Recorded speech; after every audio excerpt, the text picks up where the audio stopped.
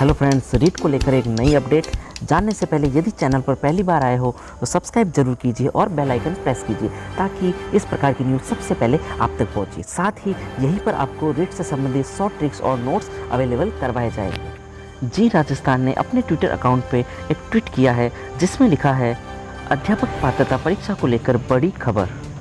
जयपुर शिक्षा मंत्री जी ने फेसबुक लाइव पर दी जानकारी। कहा, रिट परीक्षा में नहीं की जाएगी कोई देरी, यानी कि जो 2 सितंबर की डेट है उसी दिन तय है। परीक्षा स्थगित करने के कई आवेदन हुए प्राप्त, लेकिन मुख्यमंत्री है बेरोजगारों के प्रति संवेदनशील, इसलिए समय पर ही आयोजित की जाएगी रिट की परीक्षा। यानी कि 2 सितंबर को निर्धारित समय पर ही सरकार रिट की एग्ज़ाम ऑर्गेनाइज करवाने वाली है। और अधिक जानकारी के लिए आप ये वीडियो देख सकते हैं जिसमें शिक्षा मंत्री गोविंद सिंह डोटासरा ने रिट के पैटर्न, एग्ज़ाम की डेट और सिलेबस के बारे में क्या जानकारी दी। देखिए ये वीडियो।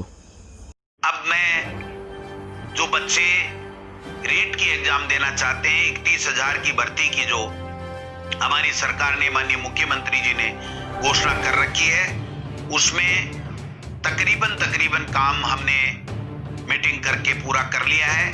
ये मीटिंग की आवश्यकता मित्रों इसलिए पड़ी कि जो पहले रीट डेट हमारी सरकार कांग्रेस के शासन में हुआ करती थी, उसमें 2 एग्जामें होती थी, किसी तरह की ज्यादा कोई दिक्कत नहीं होती थी। लेकिन भारतीय जनता पार्टी की सरकार आने के बाद में रीट उनकी घोषणा के मुताबिक कर दिया गया और रीट के कारण से 30% उनके एकेडमिक जो उनकी योग्यता है, उसके जो मार्क्स हैं, उसके आधार पे दिए गए, जिससे बाहर के प्रदेश के काफी बच्चे, जिसमें कई तरह के ऐसे प्रकरण भी आए कि फर्जी डिग्री लेकर के उसमें मार्क्स ज्यादा दिखा करके और आगे थे, जिसके कारण से हमारे राजस्थान के बच्चे वंचित हो रहे थे।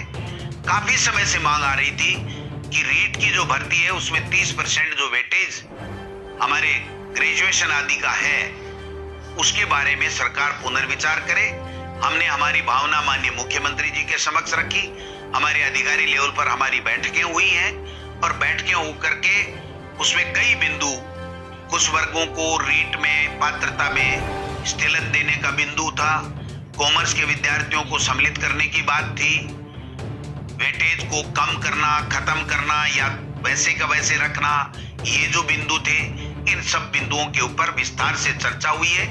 कुछ हमारी जो एनसीटी की गाइडलाइन है उसके मुताबिक कुछ चेंजेज हमें कॉमर्स के विद्यार्थियों को अगर हम शामिल करेंगे तो उसमें कुछ चेंजेज करने पड़ेंगे।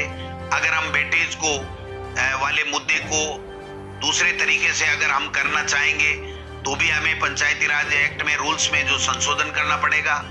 उसके लिए ऊपरी स्तर पे, उच्च स्तर के ऊपर काफी विचार विमर्श हुआ है।